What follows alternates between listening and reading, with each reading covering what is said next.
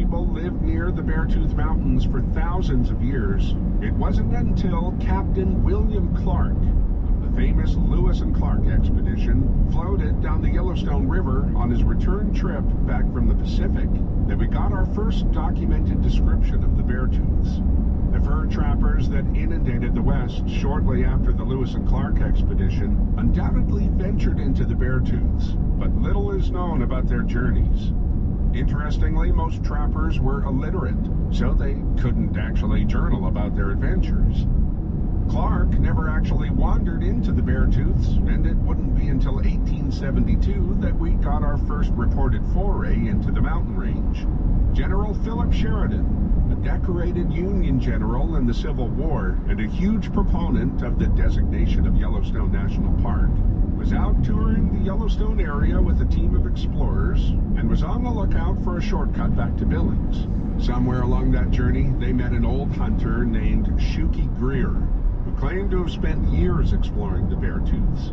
Greer told the men there was a more direct passageway up and directly over the Beartooth Mountains, which would be much quicker than taking the long way back along the Clark's Fork of the Yellowstone River. The men took Greer's advice and somehow made it safely over Beartooth Pass, despite the directions not being much more than, say, take a left at the second mountain peak. Anyway, the route you've begun follows much of Sheridan's original path, although the road didn't open until many, many years later.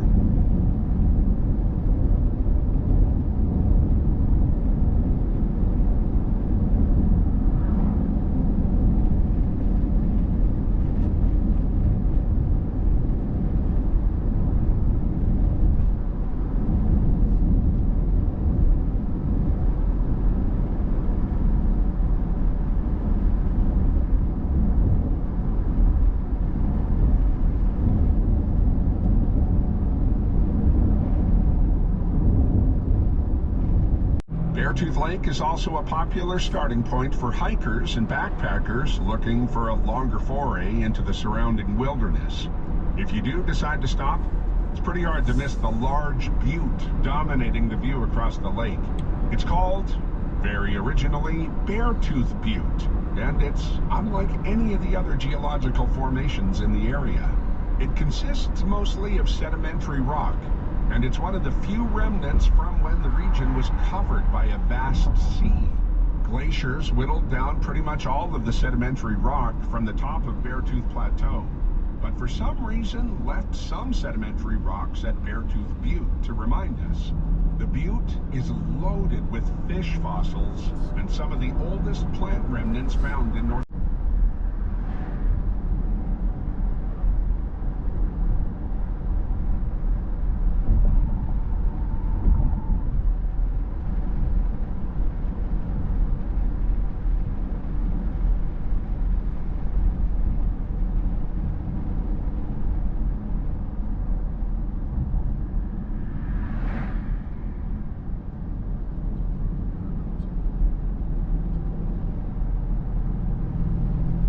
When a huge portion of the Beartooth Mountains was designated a wilderness area by Congress in 1978, it ensured that the area would never be developed by oil and gas interests, logging operations, or tourism developments.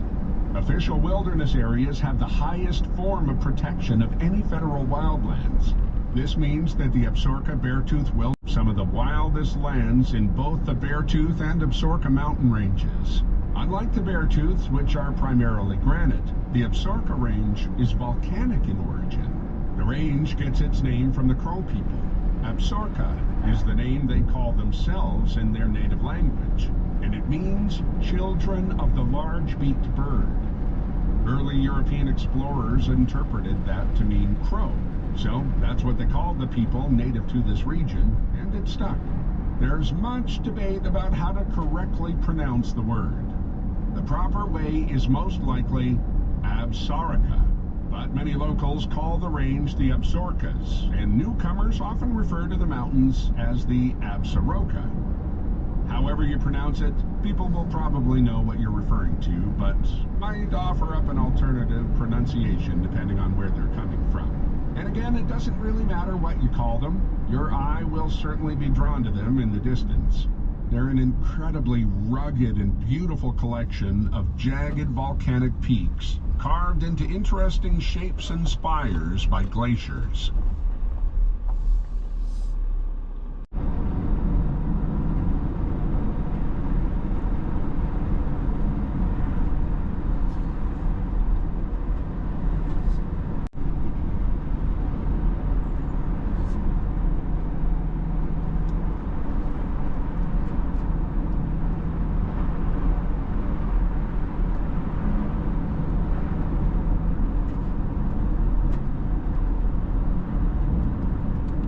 My friends, we're approaching a fantastic stretch of road that really demonstrates the power of glaciers. So let's talk a little bit about how the Beartooth Mountains were formed. Somewhere between 40 and 70 million years ago, a massive block of metamorphic rock pushed its way up many thousands of feet from a major thrust fault. This was the same general mountain-building event that created much of the Rocky Mountains.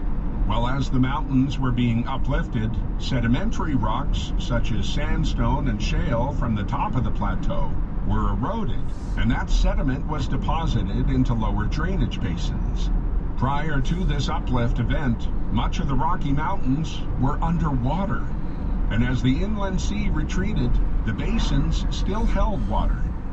As that softer sedimentary rock eroded from the tops of the rising mountains, it also buried plants and other organic matter in those swampy basin waters. Over millions of years, this decomposing plant matter was heated and compressed by the weight of all the layers that formed above.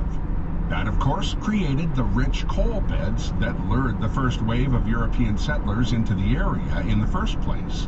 As we heard, while most of the sedimentary rock was eroded from the top of the uplifted rock, the much harder and more erosion-resistant rocks were revealed. These consist of granites, gneiss, and crystalline schists, and are thought to be as old as 4 billion years old, making the Beartooths home to some of the oldest rocks on Earth.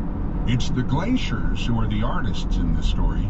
As they expanded, moving under the force of gravity, then retreated in multiple cycles, they carved the many outcroppings and depressions in the bedrock that are now lakes. Without the amazing stone-shaping forces of glaciers, the Beartooth Mountains wouldn't be much to look at. They would most likely just be a rounded blob of high-elevation rock.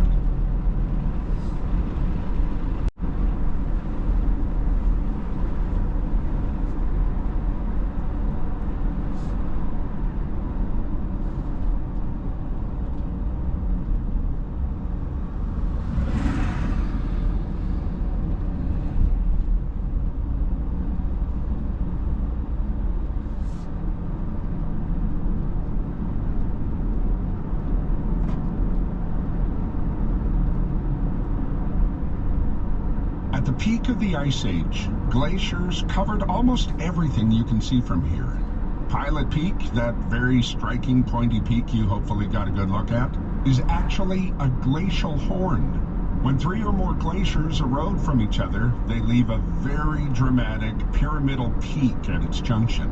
In order to qualify as a true glacial horn, the peak must have at least 3 sheer faces.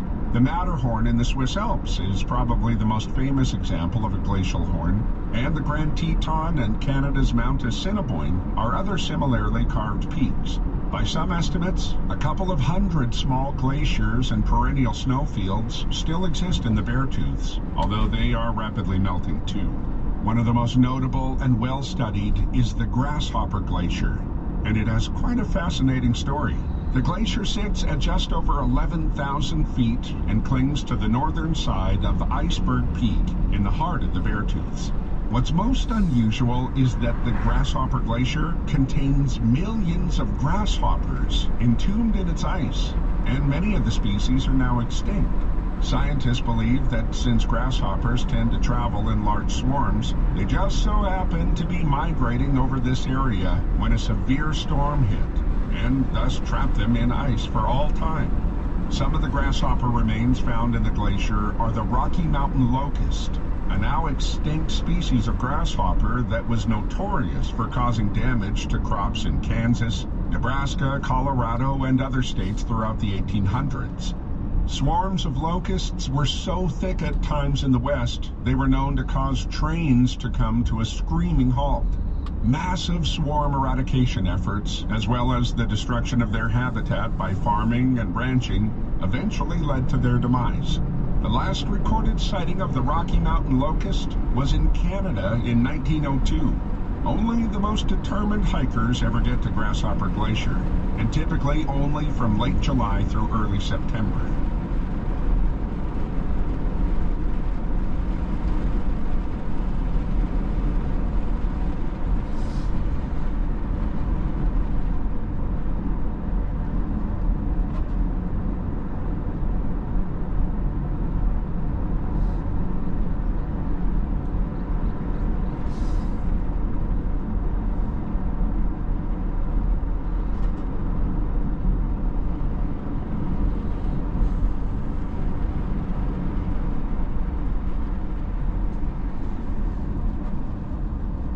All right, friends, we've almost made it to the highest point of our drive.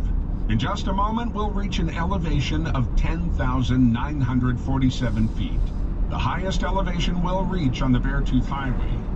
We do not want to miss the view from the overlook at the top of the pass, so keep your eyes peeled for a National Forest sign for West Summit, and we'll turn onto the short dirt road that leads to the overlook. The road can be a little bit rough, so we'll want to take it slow. Hopefully we've got good weather so we can enjoy the spectacular views in every direction. In early summer, the weather can still get pretty wild up here, with blowing snow and thick fog, resulting in occasional road closures. Even in late summer, you'll want to make sure to hold onto your hat when you step out of the car. Despite the stellar views here, it's not typically a good spot to enjoy your lunch. We'll find plenty of good spots for that later.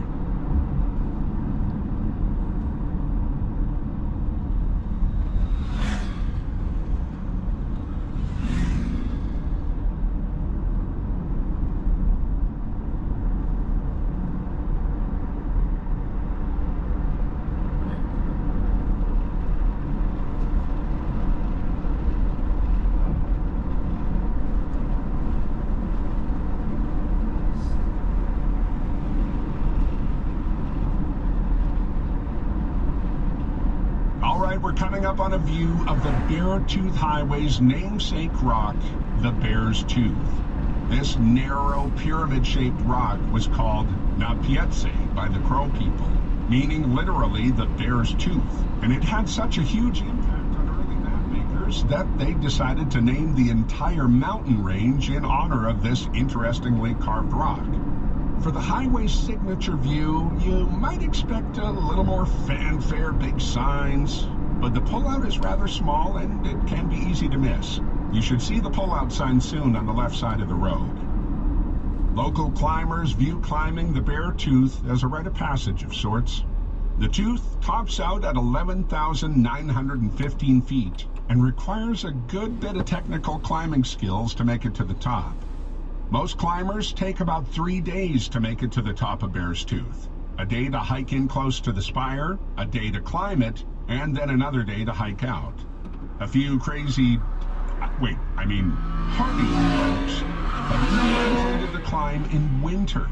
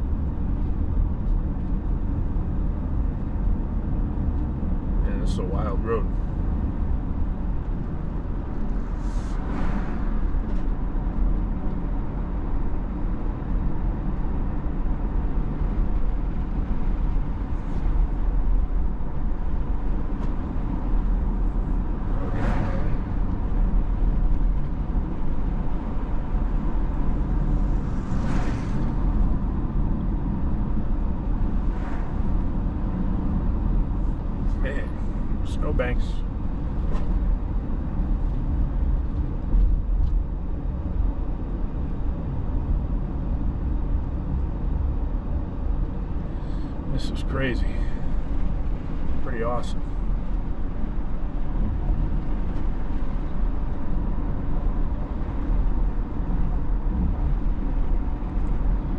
Switchback City.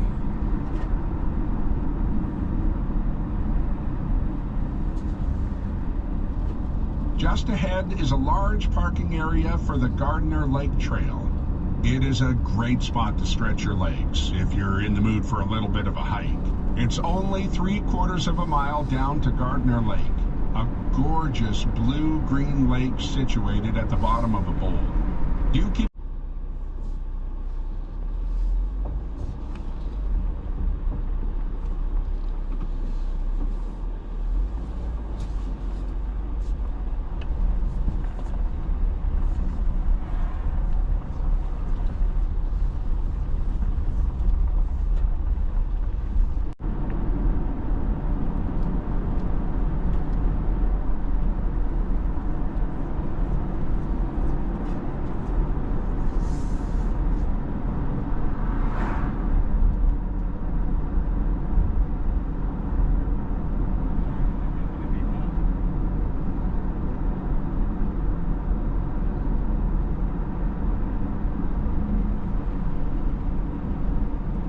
This is crazy. They do summer skiing here. It's absolutely mobbed.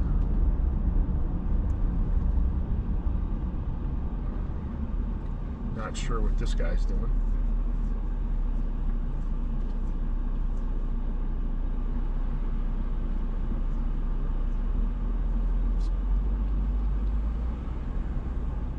And this is wild.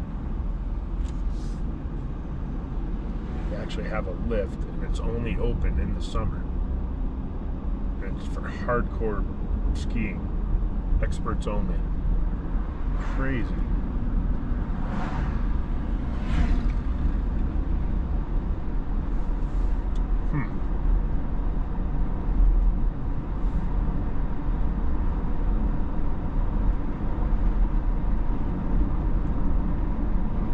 Pretty wild. Might be able to get a view around the next corner. We'll see. I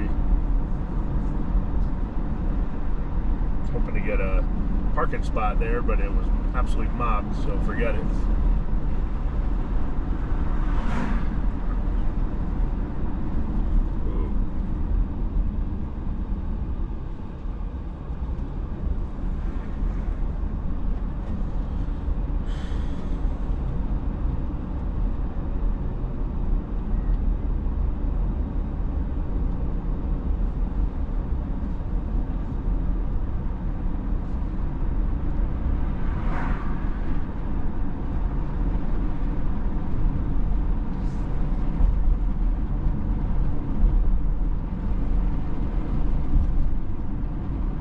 Maybe I'll try here.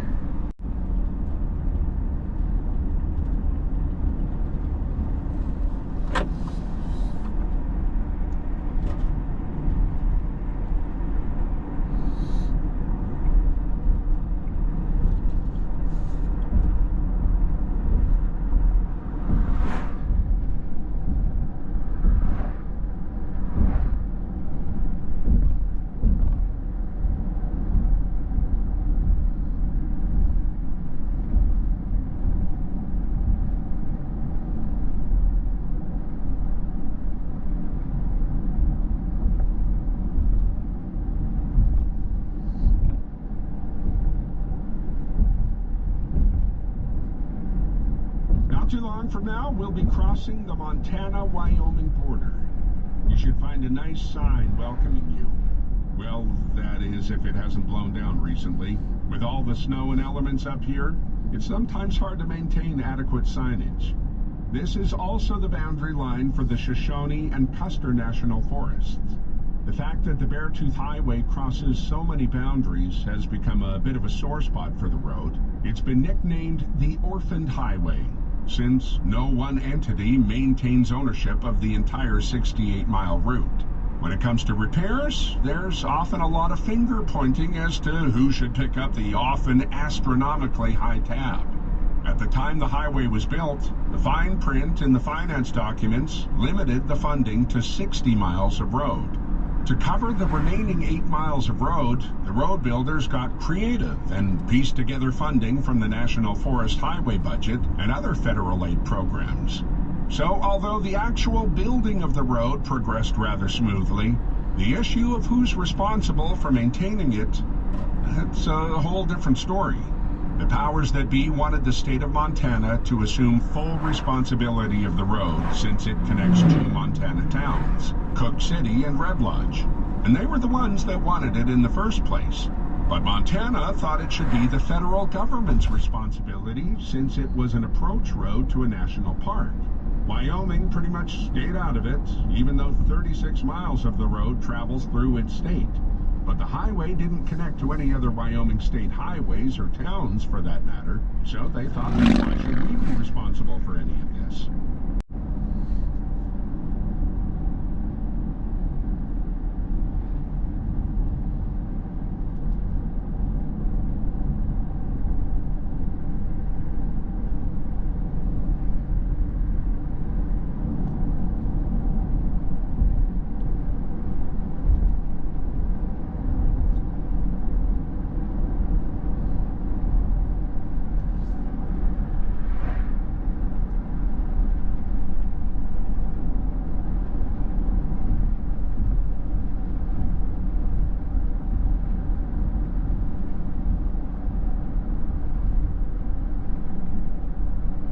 The summit of the Beartooth Plateau, which we're passing through right now, is well above the tree line, and it's considered alpine tundra.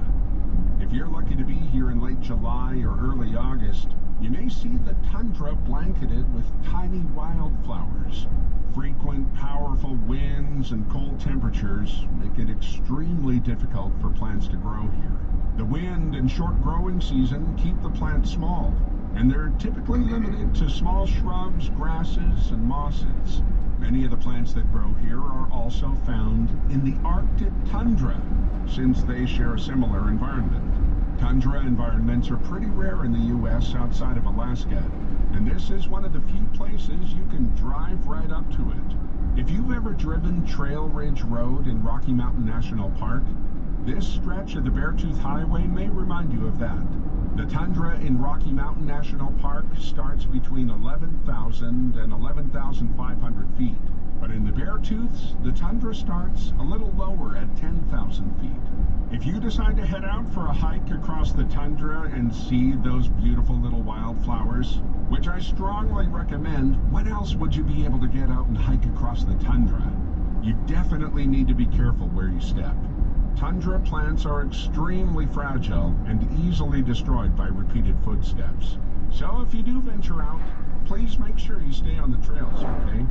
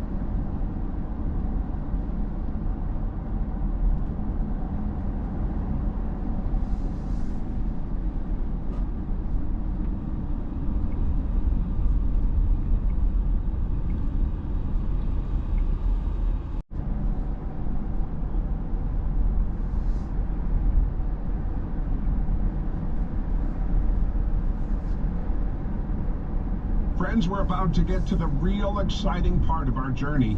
Over the next several miles, we're going to steeply wind ourselves down the mountainside. This section of road can be a little bit intimidating if you have a fear of heights, but do not worry. The road is pretty wide and there are guardrails. Just keep your eyes on the road and slow down to a speed you're comfortable with if you're feeling a bit nervous. But trust me, the views are so amazing here, you'll forget about the danger of driving so close to a steep cliff. Plus, you'll want to enjoy this stretch of road, since it's our last chance to really enjoy huge sweeping views of the Beartooth Mountains. Once we get to the bottom of the switchbacks, it's just a slow descent into the town of Red Lodge, where we'll still have some mountain views. They just won't be as dramatic as they are right now.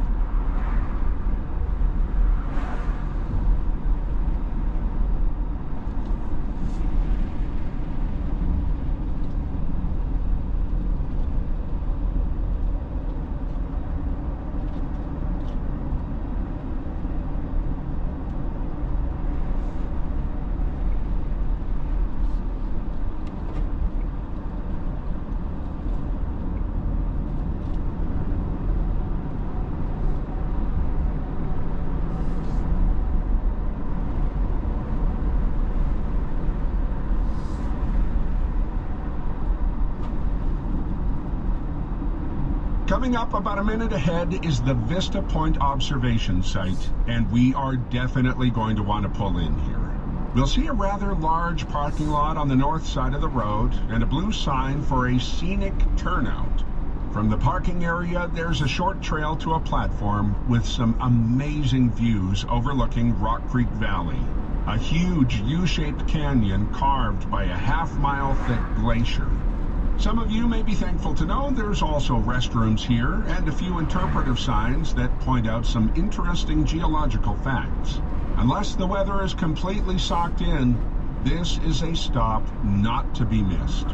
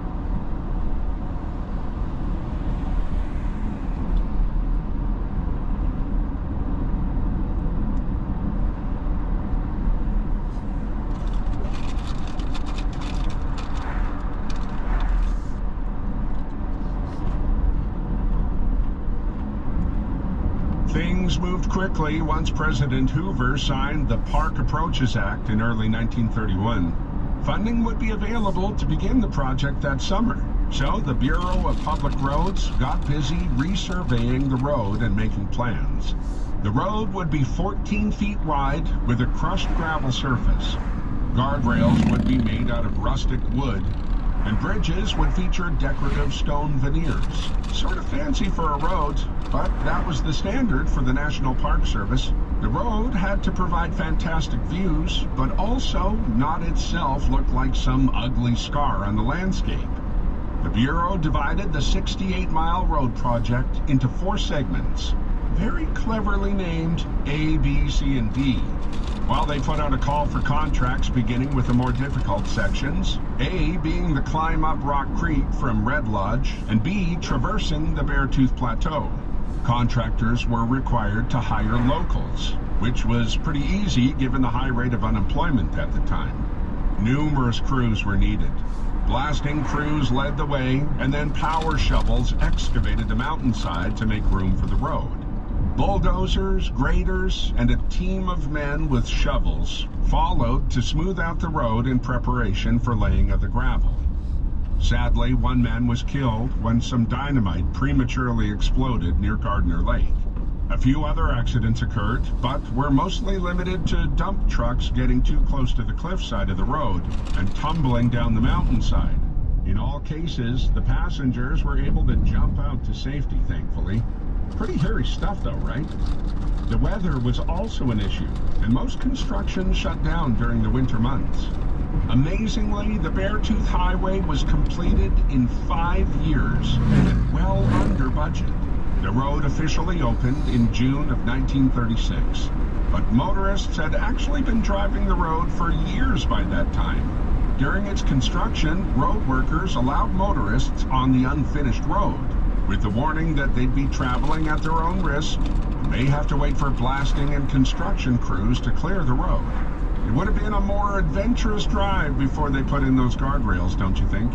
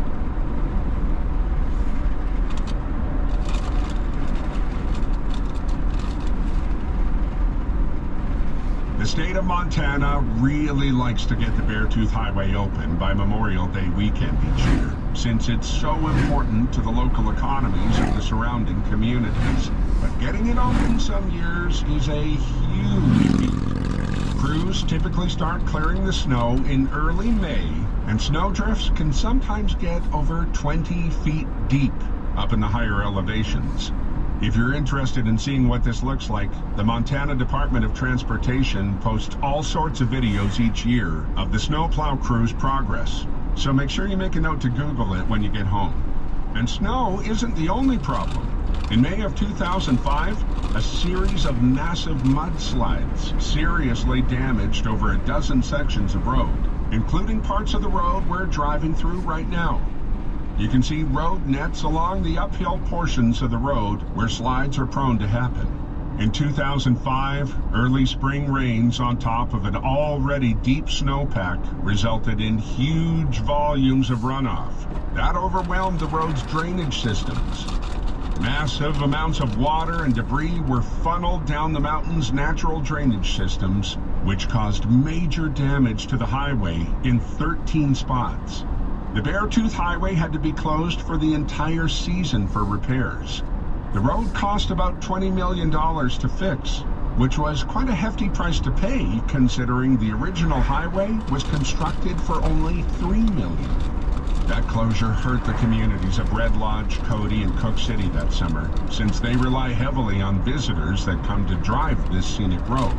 The Chief Joseph Highway, which runs from Cody to Red Lodge, was undamaged during this period of extreme spring runoff and was touted as an alternative way to get from Red Lodge to Yellowstone during this time. Although very scenic, it offers a less dramatic ride than the Beartooth Highway, so its closure was a huge blow to Red Lodge, especially that summer.